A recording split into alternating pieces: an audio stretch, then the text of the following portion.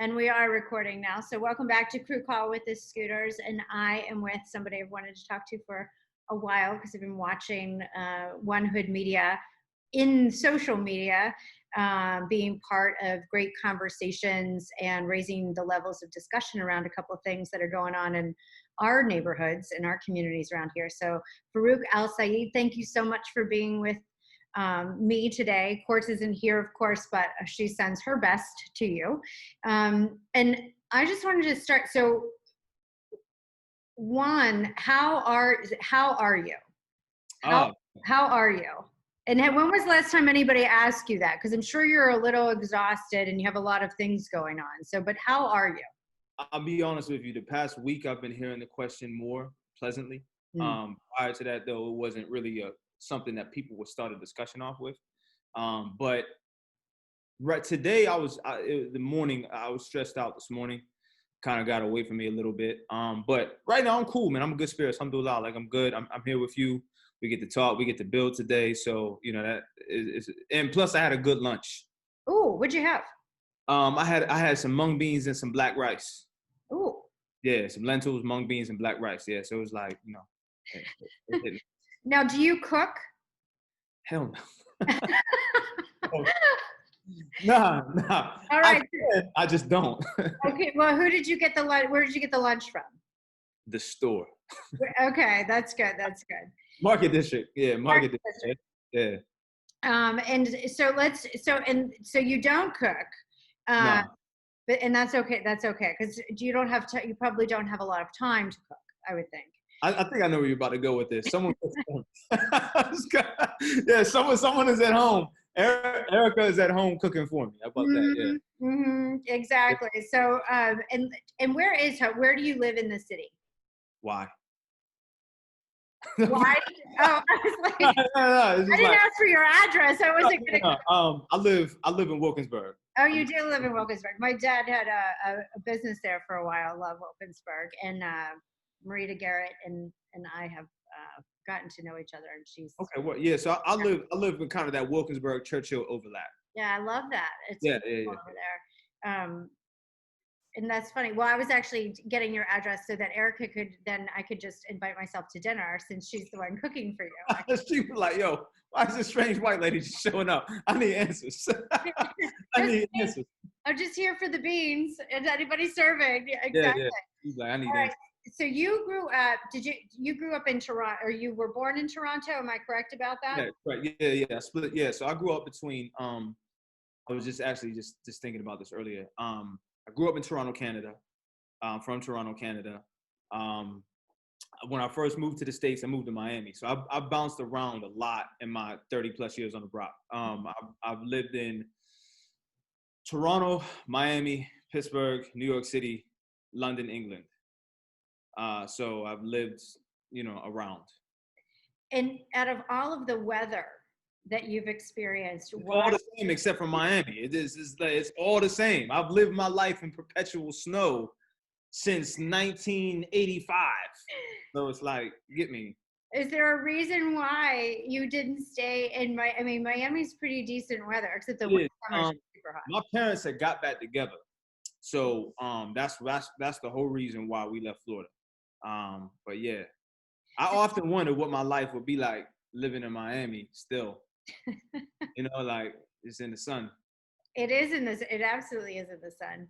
All right, so you grew up in Toronto. When did you move from Canada to the States? So I spent the first 6 years of my life on and off in Canada, came to the States. And I got to Pittsburgh in like the mid 90s. Okay. Like primary school, elementary school, middle school. Mm-hmm. And then I did 1 year of high school. Went to New York City. Was there for the Towers. Actually, I moved right after the Towers film. My birthday is 16 September, and 9/11 is 5 days before. Yeah, 5 days before my birthday. So like I had went to school, and then I got into a lot of trouble in school. You did. And how old were you when you were getting into trouble? We were just chatting about this in the office, innit? My criminal record started at 11. Okay. First time I got arrested, I was 11 years old. for like some. Am I allowed to cuss on here, or we have to keep it like PG? Well, it's a family show, but Okay. I mean, Yeah. some stuff, yeah. So I got locked up for some nonsense at 11, something an 11-year-old, and that's kind of what kind of lead me to this point of where I am in my life now. Is like it was just like a schoolyard fight. Okay. That I ended up getting actually arrested for. So Yeah, 11, yeah. Just imagine if you have children, they get in a fight over like the swing set or something. right. So 10-year-old, 11-year-old doesn't get in a playground fight. Name me one. And I actually happen to have got handcuffed after it. So yeah, I got handcuffed in a cop car. All of that. Yeah. So they put you in. Now, did you go to? Was it juvie? Is that what they put you in, or They did put you me at stay a police station because they couldn't do anything because I was so young. But the fact that I don't even really remember all of it, to be honest with you. I don't remember the full situation. I just remember being locked up, and I remember my mom coming to get me from a police station. So what's the I was on a bench. I was on a bench though, like in the booking area. What do you I mean, you're 11, you got into a fight, you're arrested, you're sitting on a bench, you're waiting for your mom to come, who I'm sure was not very well pleased with that moment. And what's going through your mind as a kid? Like I said, I don't remember it well. I do remember an overwhelming sense of fear. Like whenever I think about the situation, like I just know that it just wasn't good. Yeah. It wasn't like an ideal situation. But the biggest question I had was like, why isn't the other kid here? Mm. That was the number one question I had. So I was like, why ain't here? And yeah, my mom was definitely tight, but she was more upset at the situation than she was at me. But did that start kind of a whole moment of getting in trouble, or did something happen, or the circumstance? I don't want to say that was the catalyst, but it definitely didn't help. There were a couple catalysts here that situationally in terms of poverty, economics, things like that kind of played a large role. They were kind of like if I were to pinpoint my arch nemesis in like my life, it would be poverty and white supremacy. Like that's kind of what led me into the positions that I was in, because had I come up in a different situation, in a better resource community, someplace where I had more things that were going to be conducive to my development as a young man, would I have ended up in those situations? Right. So, I guess that's the kind of roundabout answer in it. Yeah. And when you talk about poverty, I think a lot of people have a tough time understanding that kind of, when you talk about poverty, right, in that moment. What does that look like? Like, what does that feel like for people that don't see it?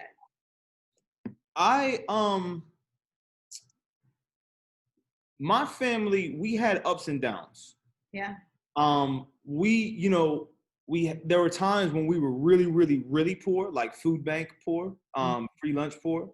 And then there were times where, couple months out of the year, there was one year my dad actually got like this nice raise and everything. And, things were cool for like about a year. It was a very enjoyable time. It was a very comfortable time. Even by today's standards, it would have been a comfortable time in terms of finances, especially because my parents had 3 children. I'm the oldest of 3. So at the time, but overall though, like, you're looking at what poverty looks like. It's more of how poverty feels versus what poverty looks like. Okay. And there's a lot of shame and embarrassment when you go to school and you realize that when you see everybody around you living the same way, you don't know that's poverty. You know that is normal. But when you go to school and you're not treated as such, then you have that. That's when you look inward and you have those feelings of shame and just inadequacy. You get me? Like proper inadequacy. Right. And especially, children are cruel, and they'll let you know that you don't have things, or you look a certain way. So, yeah, but I think, I didn't really experience that too much though until I got up north, until I got to Pittsburgh. That's when I kind of realized that it was like, because everywhere else was kind of normal. Everybody looked like me and went through similar situations. So it wasn't really a matter of discussion. It was just the way of life. You get me? And that kind of shame, we do some work with the Homeless Children's Education Fund in Pittsburgh, and so we've and the thing that you talk about shame. Anybody that we've ever talked to, it's that shame. We don't want to embarrass the family. We don't talk about it. We, Yeah. you know, we kind of keep it all. And but as a kid growing up in that, what does that? Because you I had a girl. She said that she fronted all the time. She was like, people would ask about her family. They got evicted, and she said, I just said we moved, and we had to move in with family, but it was because of family issues. And she goes, I would go and play in my old neighborhood and wait until it got dark, and then we take the buses back to the shelter. Like the amount of thinking as a young kid that you have to do to keep that up, the anxiety, I would think, in terms of what that does too, and how you're dealing with education and thinking about when you're eating and like I think we got evicted, but my parents did a good job of hiding it from us or covering it up to where we didn't really those ill effects fell upon my parents more than they fell upon us. really. So, yeah, they did a good job of hiding that. Not to say we didn't experience it. Now, me being the oldest, I was a little bit more perceptive. Yeah, you knew. But those things kind of happened at an age where we weren't really old enough to like have to really experience it like you would as an adult. Mm-hmm. But like I remember our first eviction, like it being very uncomfortable. Mm-hmm. But we were able to like we weren't ever homeless. So Okay. I was never like, you know what I mean? I was never homeless. It was nothing like that. It was the uncertainty. And I'm sure a lot more than my parents let on at the time. But, you know, there was uncertainty, but never like, I wasn't living on the street, like in a bus shelter, like homeless shelter, nothing like that. Nah, but we did, you know, get like food bank stuff and donations and everything like that. But yeah. And that's hard. I mean, that's hard. It's hard for your family, but it's also hard for you being the oldest of 3 kids. Did you feel very are you close with your siblings? Yes, ish. We're all 2 years apart. I'm just over 4 years older than my youngest brother, and my middle 2 are like Irish twins. Oh, okay. So, yeah, they're right on top of each other. So yeah, there's an aspect of like protection, but like we kind of grew up more as friends than we did brothers because we were so close in age. Okay. I mean, like it would all like that. We were a contingent that we would all play together. It wasn't until I got a little older that we kind of like separate and go do our own things. But that's kind of normal amongst boys at least. But yeah. So I mean, but like I would say like there were times when like we would eat at our friend's house because we weren't eating at home, but like we would take extra food from the cafeterias at school because we weren't eating. At least I know I did that. I definitely did that. But again, you don't really think much of it at the time. It's just like what you had to do. What you have to do. Now, so you got into some trouble as a little guy, and then it kept perpetuating. When was the moment of like, okay, I need to stop this? Like, what's that? You're phoning at the right time because my colleague and I were just chatting about this earlier. The time I would say when it hit me that I should probably stop. 16 August 2004. Okay. Know the day because that is my best friend got killed. Best friend got shot in the head, and I was like, were you here in Pittsburgh? Yeah, it was here. Okay. It was here. I'm so sorry. I'm so no, thank you. After that, I was probably like, you know what? If I don't get out of here, I'm probably next. Just given the circumstances and my proximity to everything that was happening at the time. So I was at that point, and I'm not trying to say this is like a badge of honor or something, but I was very good at violence, and like surviving violence and creating violence. I think if you ask anybody to come from these situations that are able to survive, you have to, whether it's domestic abuse, whether it's like, home life's tough, you have to be able to survive it and endure it, but also have a viciousness to you, whether it's with your words.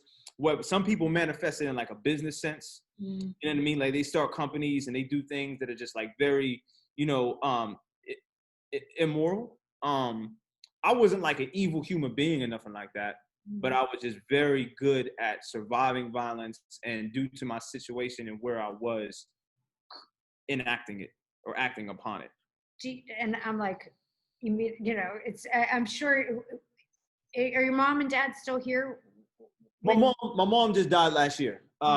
Yeah, my mom died last year. My father is about 45 to an hour north of the city. Okay. Yeah. But how was that with, I mean, them, they see that you're in this kind of violent way. Yeah. And what are they trying to kind of? So my parents, God bless them. It was a matter of contention between them, because like my mom had addiction issues, my father had addiction issues, with two totally different substances. Okay. Which created a very interesting home life. And there was like a lot of domestic issues, both between each other and with the children. But like, I'm not gonna speak ill on my mom because she's not here to defend herself anymore. Yeah. But like, a lot of the stuff that my mom did was what pushed me into the streets. So I didn't really have much of a choice. A lot of it was out of self-defense and preservation. Yeah. It wasn't like I was just walking around like, no, that's a lie. I did have a chip on my shoulder. I'm gonna keep it funky as a skunk fart. You get me? Like, I'm not gonna lie about it. Like, I had a chip on my shoulder about a lot of things, but so did a lot of other people in those situations. And I was just sad about this. There were times when I was very tame in comparison to a lot of my contemporaries. One of the kids I went to school with, he killed a police officer. He shot a cop. We was 14. So, you know what I mean? Like, so like in that sense, like I didn't kill no cops. So, I never did no school shootings or nothing like that. But like, I got caught with some guns. I did some wild things. But yeah, so to answer your question though, and put a period into it, 16 August 2004 was the day. I'm sorry, 17 August 2004 was the day, and I was like, yo, I need to get out of this because something's wild about to happen to me. And you felt that. You were like, if I don't change what I'm doing, yeah, I'm gonna be dead. There were a lot, yeah, I mean, because there were a lot of people leading up to these events before and after that date that were murdered. And I'm sure had I had been a little bit more active at the time and not had some things going for me that God kind of gave me some opportunities to escape with, I definitely would have been on that list. 100%, like unequivocally. Like, I definitely would have been like, oh, okay, yeah, like my number's about to get punched. So, yeah, so, and I actually had a conversation with my father about it. My father was like, like, I'm feeling like, this is about to happen to you. So you're going to do it. He was like, it's going to happen. It's going to happen. I'm cool with it. Not cool with it, but like I've accepted the fact that this is your lifestyle, whether I like it or not. So right, it's just what it is. And to have your dad say that to you, that has to be a harsh. Well, and it's wild because like my father and I, we don't speak often. Okay. My father and I were never good friends. Let's put it like that. Okay. I love my dad. Yeah. My dad loves me, but we're not really the best of friends. We had a conversation a couple of weeks ago about me being in activism, and my dad was involved with the Panthers. Yeah. And my dad had I actually had to phone my father due to the nature of some things that happened in the city. And this is one of the reasons we're having a call. I had to phone my father after I had got followed to the office by the police. And people were impersonating me through text messages and doing a lot of other things, trying to collect surveillance on me and whatnot. I just had to phone my dad. I was like, listen, I know we don't speak a lot, but if I go missing or something happens to me, I'm not suicidal. I'm not trying to harm myself. If something happens, somebody did it to me. And my dad was like, that's how they killed the Black Panthers. That's how they kill all the other activists. Chairman Fred Hampton died like that. Martin Luther King, Malcolm X, Huey Newton, so many people, so many revolutionaries and freedom fighters that were murdered. So my dad and I had to have the same conversation, but in a different context. Instead of me going out and being on road and doing criminal activity, it's me trying to liberate and bring awareness. Yeah. But it's the same. My father views it as the same outcome. So he was like, the larger your audience, the larger your mouth, the bigger the target is on your back. Yeah. But it was just interesting because that kind of like, you know, my father he's just like, okay, like, you know, if you're going to die, at least you're going to go out like a soldier. So, you know what I mean? Like that's kind of how my father's idea of it was. I think he's a lot more aligned with the fact that I'm a confrontational person, so I'm probably going to meet a confrontational end. So that was like, I think that's how my father rationalizes it. So you said this is a family show. Let me clear it up. I'm not out here like, you know, I'm not out here throwing like, you know, Molotov cocktails or cop cars. No, but I know you're not doing that because I think I almost want to stop you on that because I feel like you might be at a pivot point because you are raising the level of discussion and opening up community to talk. Right. And bring awareness. And the question I have is that really confrontational, or are you helping to educate a whole place, a whole society that people don't normally get to view or have had blinders on? So yeah, so a lot with my role with One Hood Media, and I think this is an excellent pivot point. Thank you. We yeah, absolutely. Yeah, give respect where it's due. We're activists. We're educators. And I spent this is what I like about my story in terms of not just because it's my story, but because I was very fortunate to make it out. Like I made it out of a very bad situation, and I had every possible odds stacked against me, and a lot of my friends that didn't end up so fortunate didn't make it out, and a lot of them died, a lot of them in jail, a lot of them are just in dead-end jobs and whatnot. Like I would, at 17 years old, I got arrested for attempted murder. 17. Fast forward 10 years from there, I was an educator. Like I had a legit classroom. I taught K through 8 physical education and Propel. So it's like, you know, like I didn't graduate universities. Now I don't go to a university unless I got paid to be there to speak to people. Right. I barely made it out of high school. Like, you get me? Like, you know, it's not to say I'm extremely intelligent. I'm very aware of my IQ. Like, you know, like I scored when the SATs were still 1,500, I think I scored an 1110. You know what I mean? Like, I'm smart. So and plus I speak 3 languages. So like I'm like, you know, my aptitude is a lot higher, but that doesn't mean that odds weren't stacked against me. Right. But with One Hood, with our situation, is like, yo, we're bringing attention to, specifically now as an alternative source of media, we're bringing attention to the fact that there are these systemic injustices that are placed upon our community that are literally there by design, because we exist and wrap ourselves in the blankets and the fabric of white supremacy. So we have these odds stacked against us, and we are bringing awareness. Now, when people say, is that confrontation? Well, you ask, is that confrontational? It depends to whom you're speaking. Because if I'm going to an anti-establishment point of view, it is confrontational because they don't want that system to be broken or dismantled or even addressed. Mm-hmm. So yes, it is viewed as confrontation. But if you and I educate, and if you come to hear me speak publicly or just series speak publicly or see something One Hood is doing, it's not confrontation, because it's like, oh, we speaking to people that look like us about issues that affect us. But when you look at, like, I know someone just on one of the adverts that we had up on Facebook, it was like, you know, we run a thing every other Thursday called Ask a Black Doctor. Mm-hmm. Someone was like, well, what if I ask a white doctor? Then you ask a white doctor. Like, you trying to, like, go ask a white doctor then. Right. Like, you know, we're not saying not do that. It's just the fact that, you know, there is staunch discrepancies and stark discrepancies that exist within the city of Pittsburgh right now that we address. Well, I agree with that. We did a piece called Gapped, and we talked to a bunch of people, especially over in the East End. We had some time with Ed Gainey. Yeah, that's good people. I love Ed. Yeah, and it's interesting because, again, it is the controversy or the confrontational aspect of it. I think what you've been doing, though, is opening up. What I love about it is that you're opening up discussion, and it's open.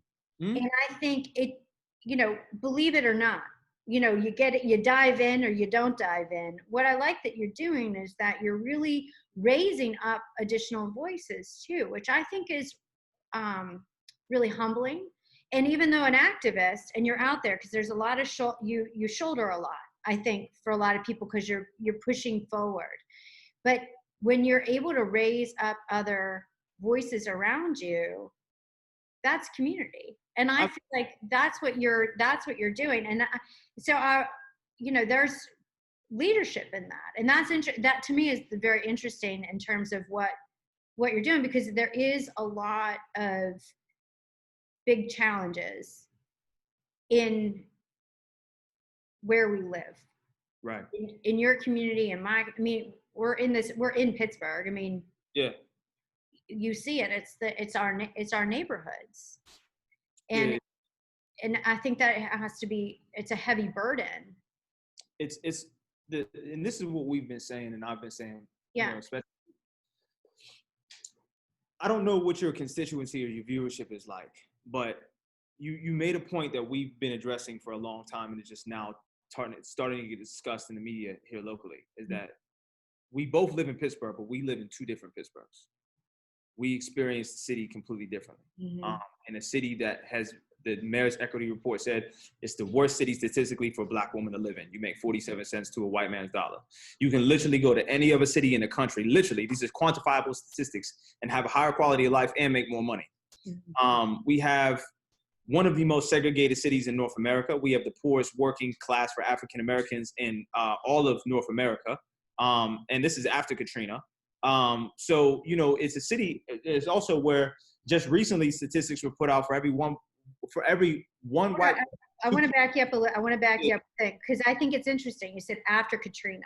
After Katrina, yeah. When you say that, tell the people what you mean by that. Because I think Katrina was engineered and gentrified.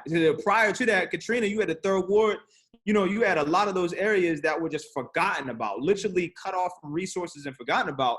So if you haven't watched Spike Lee's When the Levees Broke, that wasn't an act of God. That was an act of engineering. But yeah, so post-Katrina, so after they have eliminated the poorest community in the United States of America, Pittsburgh was ready to take that place for Black people. And did they ever in such an efficient way? And what I was gonna say to drive that point further is that now with COVID, you have, for every white person that gets COVID in Pittsburgh or Allegheny County, 2.5 Black people get it.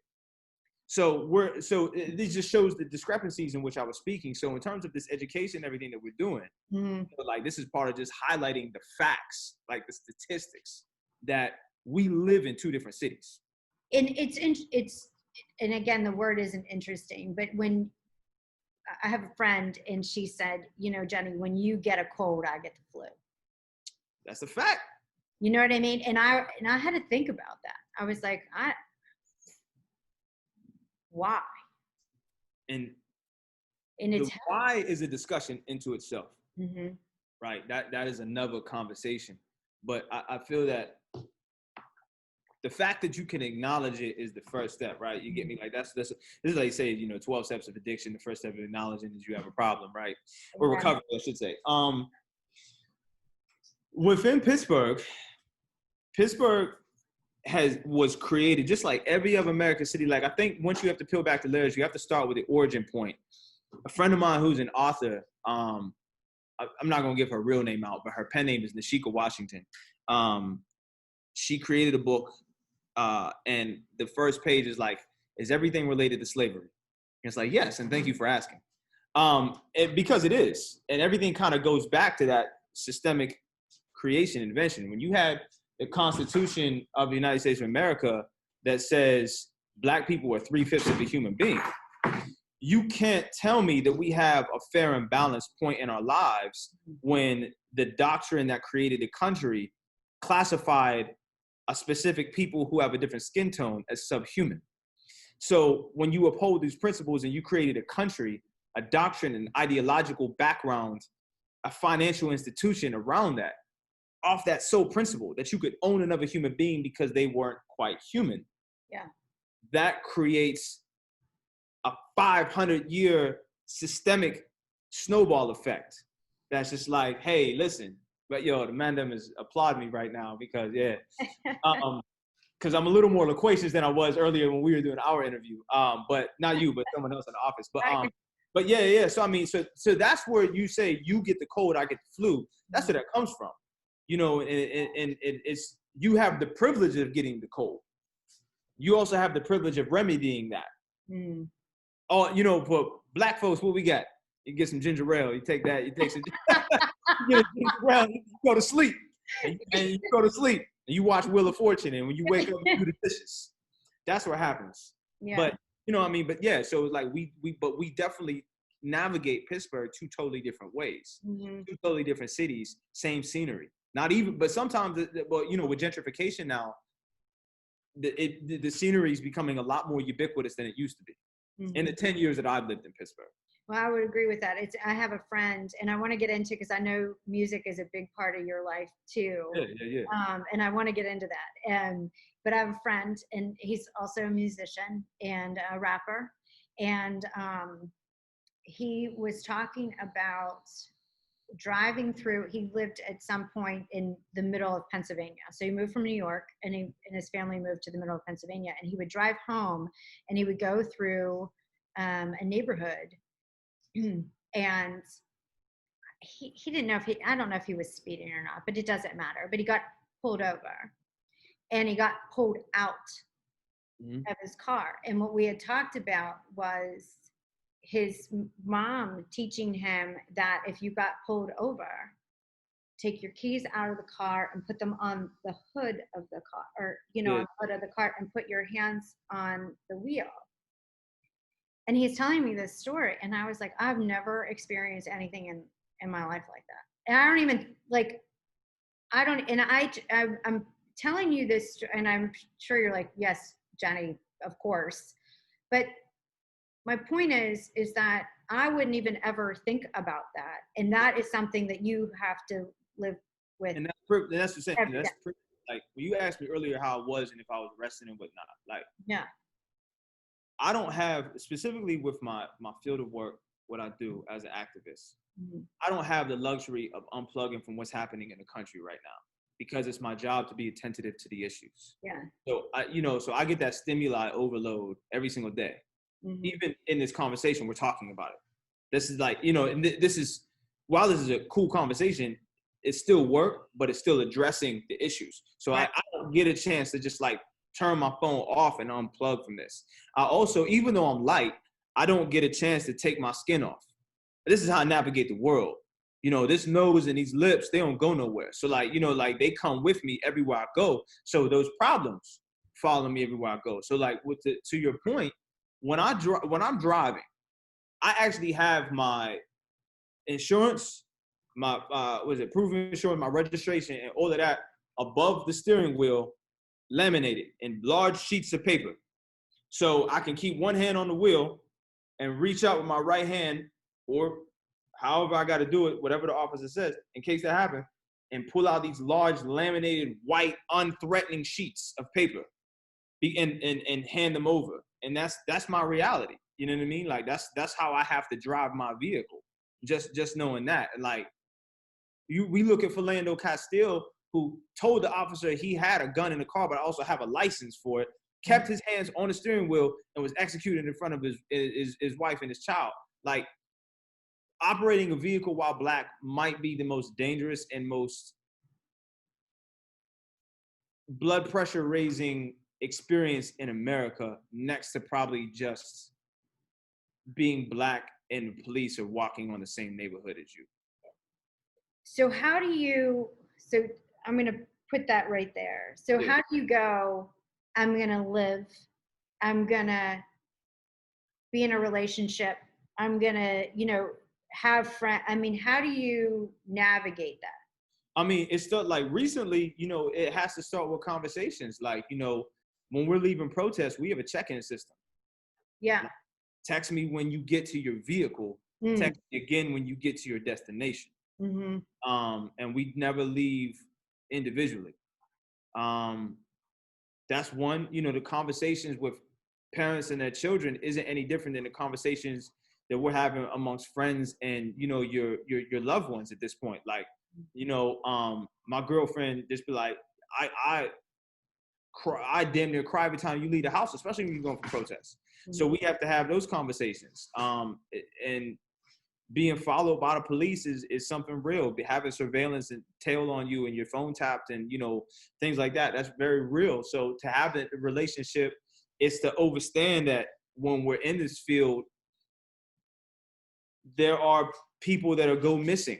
The activists in Ferguson, there's lynchings happening right now, like actual true to life lynchings in 2020 happening to Black people being ruled as suicide. That's the suicide, the hangings. Yeah, like people don't hang themselves from trees in public.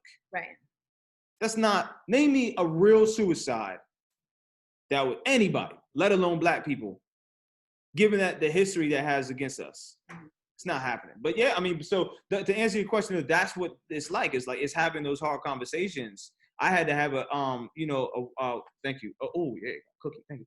I had a, Where's mine? Yeah. I had a conversation with a man I used to teach with, him and his wife a couple weeks ago, just about, they were curious about how I was, and they wanted to give me my space and everything, but they was like, we care about you. We want to hear. Like we had a 3-hour FaceTime conversation where it was just me talking. They just wanted to listen.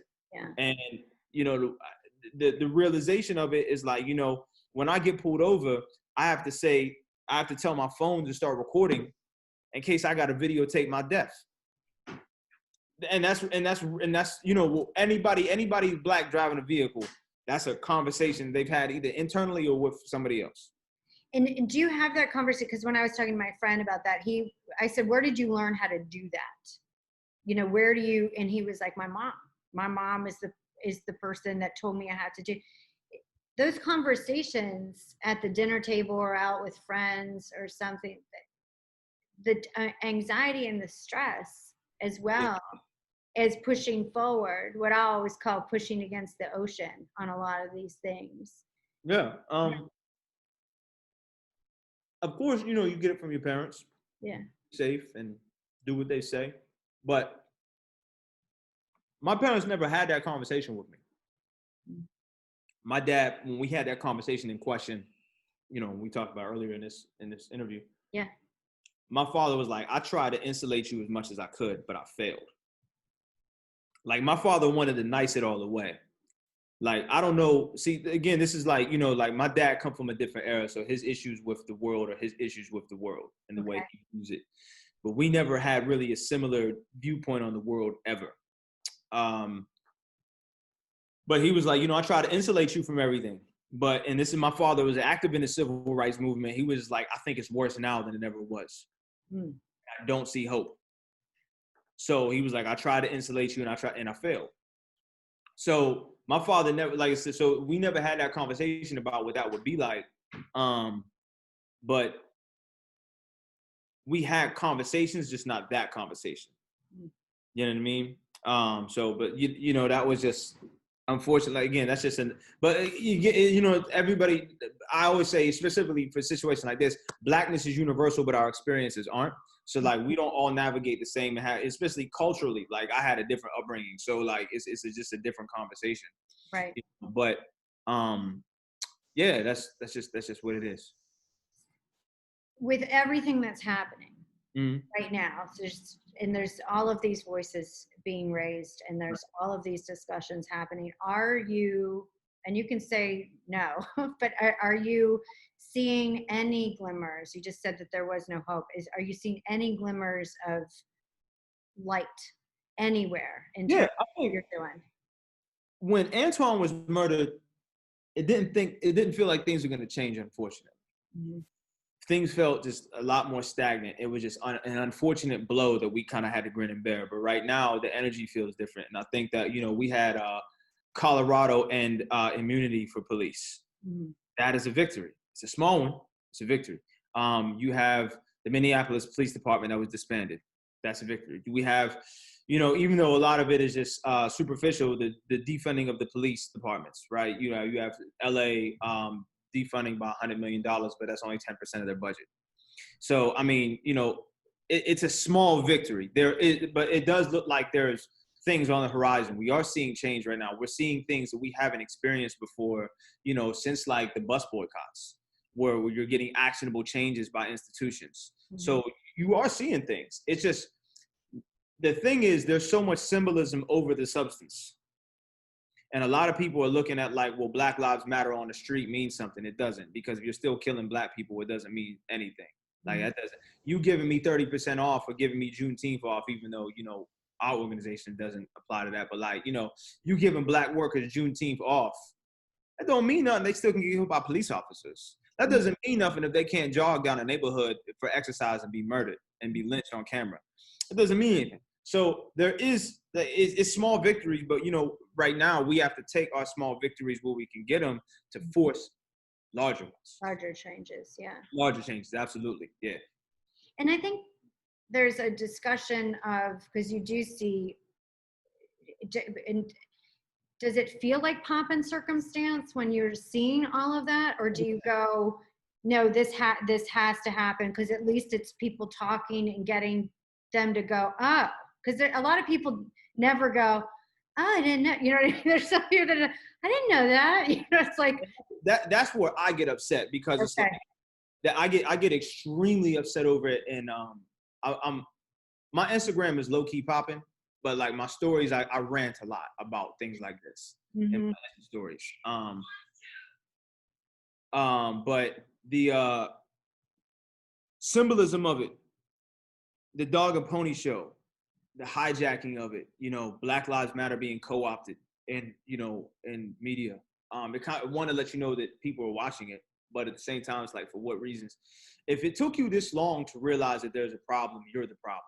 I'm gonna say that. I normally attach a lot of vulgarities attached to that, but like, you know, it's a family show, yeah. But like, if it took you up to 2020 to realize that there is an issue, you were part of the issue, and not only part of the issue, you were complicit. Yeah. So right now, when I see these performative acts of protest and performative acts of activism and charity and all of this, it's sickening. I think it's vile, because you're coming into our spaces where we're being murdered for just walking down the street, and you're doing things for Instagram likes, based off the basis that Black bodies still have a value to you. Not a worth as a human being, but a value that you can receive something from. Can I ask you a stupid question? I mean, a really stupid, when you say that, a performative, and you don't have to give examples, like true examples. Oh, I'm gonna give you examples. Okay. Definitely give you examples. Okay. So when you say that, because, and it's, I think if you're blind to it, I just want to say, you know, it's like, no, this is what this means. This is how this hurts.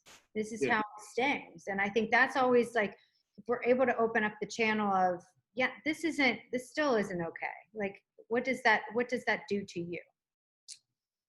In terms of what does what do to me? The performative, like when you get. Oh man, it infuriates. Yeah. It infuriates me, because there was a girl who was on Instagram that went viral for like stepping out into the street, and like she had a photographer, and there was like. Oh, I saw that. Was that real? That was real. Oh, I was like, there's no way that is real. Okay. No, that's real. Unfortunately, it's very real. Those are the same people who be like, oh my God, you're so ghetto. Can I touch your hair? And then retweet Black Lives Matter because it's a popular thing to do on Instagram right now. Okay. Like, you know what I mean? Like, those are the things right now, it's performative. Or people who are just coming to the protest, and, you know, the mayor said it, the police chief said it.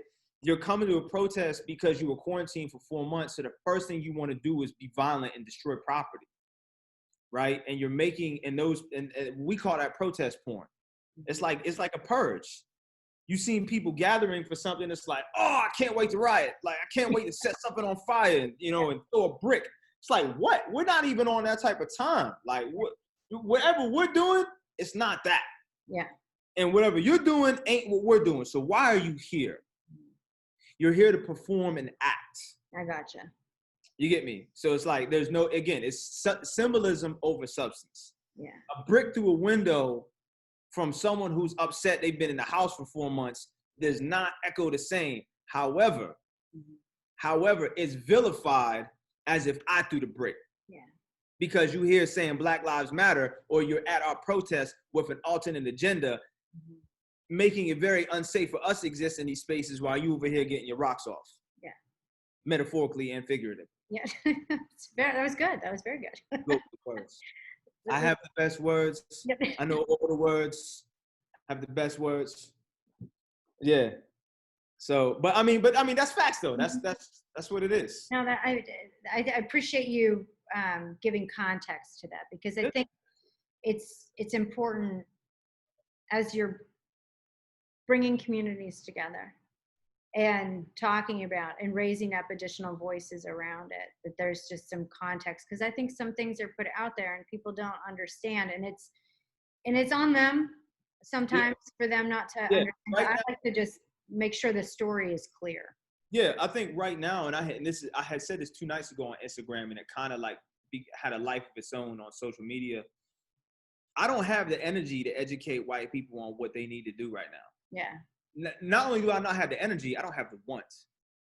Because if you can't come to the table to act like what I used to tell my kindergartners, actively listen. Mm-hmm. That's why I used to, one of my favorite games is Simon Says with my children. But since I teach martial arts, I would call it Sensei Says, right? Sensei says do this, Sensei says do that. And I tell my kids all the time, the easiest way to win Simon Says is close your eyes. Easiest way. Because now you have to listen. Yeah. You're forcing yourself to actively listen, right? And that's not to say turn a blind eye. It's to turn your ears on and close this. You don't need to talk as Simon Says, right? So if we're asking people to come to the table, if they listen their ears on to just listen, this shouldn't even be like, it should just be a one-sided conversation, right? And if you're coming with buts, I think, I feel, why don't you? Nah, just go home.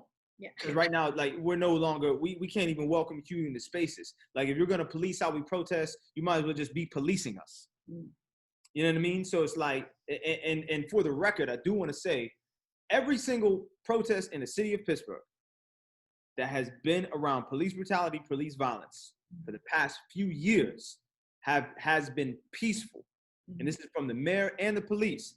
The mayor said the police antagonized. There were no protesters affiliated with anything related to violence except for the police or a few white supremacists or so-called anarchist groups. And that's a fact. That's over the course of years. And there hasn't even been that many protests in Pittsburgh until recently. So that lets you know, this is like, yo, listen, if you want to come to our spaces, come with peace and respect. That's why, you know, with a group like Young Black and Educated, Black Young and Educated, running Civil Saturdays for the past month and change. Civil is the first word there. Yeah. Because they come in with peace and it's peace. Well, it shows what the heart. It shows what the heart is. Yeah, absolutely. Yeah. Absolutely. Oh, sorry, no, it's someone. That's okay. No, so I could see that in the TV behind you. Oh, yeah. Starting out, I love it. You're like people everywhere. So we are social distancing. Yes, I believe you. We are social distancing. The office is big, and we're all, you know, quite a few feet away from each other. That's good. That's very good. You have to stay safe and healthy. So for this next, I mean, we're in COVID. All of the things are at this time, I think it's interesting. I was having another conversation about why might this time be different, why it might feel different. And it was interesting because somebody said to me, because the world almost had to stop for everybody to really listen and to be able to see things. Do you feel that? Yes. I think it's serendipitous that we were on a lockdown, a pandemic, a global crisis that forced people to be in the house. And you seen a Black man call for his mom with an officer's knee on his neck for 8 minutes and 46 seconds to realize, that something's wrong. Had we not been locked in our houses, quarantine, that would have just been another hashtag just due to the circumstances. But then you see, wait a second. How long did he kneel on his neck? How many officers were watching it happen? Breonna Taylor was sleeping in the house, sleeping. Ahmaud Arbery was jogging in the street, getting exercise. Tamir Rice was how old? Antoine Rose was running away. Philando Castile had his hands on the steering wheel. Sean Bell was coming from his bachelor party. You see the trend I'm going with now. I see the trend. And it's like it's like now you're forced to because you can't escape it. You know what I mean? It's like that. It's like almost media brainwashing, not brainwashing, but you're forced to realize it's like your eyes are peeled open, like they're held open, and like you because when we're quarantined, our best friend were streaming services and our phones and our laptops and like our desktops. Like those were our best friends at the time because like not everybody was quarantined with a significant other. Not everybody was quarantined with somebody they cared about. So you just had this virtual world kind of feeding you what was happening in real time. And it's like some people seen it and fell to pieces. Other people seen it was like, I told you. This is what happened. And the thing is, it's like being an activist, being in these fields, you get desensitized to it. But like, I didn't watch the video. Like, I don't watch videos of police murdering people. Like, I think I watched one in my life. I've seen enough people get killed growing up. I don't need to see, I know what it looks like. Yeah. You don't need to show, I don't need a retweet to see it. Like, I know what it looks like. I know what it looks like when the life leaves a body. Like, I know what that looks like. But to have that, I have an issue with people resharing it. That's a different discussion. But for people to be able to see, yo, that's madness. The quarantine put all of America's dirty laundry on the front page of every global newspaper, whether it's education, whether it's the financial collapse, whether it's the inability to attend to the medical structures, the infrastructure like healthcare systems, whether it's policing, politics, you name it. COVID-19 came and showed you how all the sausage was made. It just pulled the curtains back wide open and was like, hey, world, here is America. Here's America, really. And this is what it looks like. Enter at your own risk. Or like Dante's Inferno, abandon hope, ye who enter. You know what I mean? Like, so it's like, that's what it was like. So what is it's interesting that you bring up that word up again. So what is the hope? I think, hope is strong, man. Like right now, like, we can hope. Hope is a strong word, but I think hope lends a lot of, it's kind of like that kind of fuzzy feeling, like Santa Claus type thing, you get me? Hope is strong, but I don't like to put a lot of stock in hope. I like to put a lot of stock in action. And right now, I always say hope is not a strategy. I say that often. I like that. I like hope is not a strategy, man. Yeah. You hope for the best. Yeah. They always say pray for the worst. Yeah. Right? They say hope for the best, but they don't ever finish that sentence. Right now, though, I believe the youth are changing so much. Even though George Floyd was an elder, he was 40, I'm not an elder, but he was an older guy, 47, not old enough to be murdered, but who is? Any revolution in the history of the states, and most revolutions, are led by the youth. They're always youth-led, right? Think about how old Martin Luther King was when he was killed. Right. Think about how old the Freedom Riders were. Think about how old SNCC was. Think about how old Assata Shakur was, or, the Black Panther Party. Fred Hampton was murdered at 21 years old. Yeah. You know what I mean? Like, think about how old the Central Park Five were. Now the exonerated five. They were children. Think about how old, I can keep going down the list. The youth right now are doing such incredible things. And there's so many youth that I encounter every day that I'm just honored to be around because their passion and intelligence and drive is so inspiring. I can almost kind of like, you know what? Future might not look that bad if they're in control, because like they're forcing so many things right now. Like so much legislation that is being discussed is because you have the youth forcing the issue. And it's beautiful. I love it, man. I love it. And the fight is still a fight. It's still a fight. For me, boxing's my lifeblood. It's my favorite sport. I love when a pretty punch gets landed, and I love even better when you slip a pretty punch because you throw a counter shot right after that. That's what's happening right now. I'm seeing people get hit, but I'm also seeing some amazing counters, like the amendment of Article 508 for ending, the lethal, basically police shoot to kill, changing the legislation around that. Lethal force. I'm sorry, lethal force. You're seeing legislation being changed right now on so many different fronts, and it's the youth are bringing. And it's not to say it's all youth, right? But you're seeing so much of that attention come from the youth, and it's beautiful. Right. So what's next for you? For me, man, I'm gonna keep galvanizing. I'm gonna keep educating. God willing, I'm gonna keep living. I'm gonna keep, creating and trying to learn. I'm gonna keep learning and try to keep, inspiring. People tell me I'm inspiring, and I'm just like, thank you, but like I'm learning. So like, if me learning is inspirational to you, then cool, come learn something with me. Yeah. Because I think, everything I do, man, like I'm a man, I'm a devout Muslim. I'm a man of a lot of faith. So everything I say is inshallah. That means God willing, right?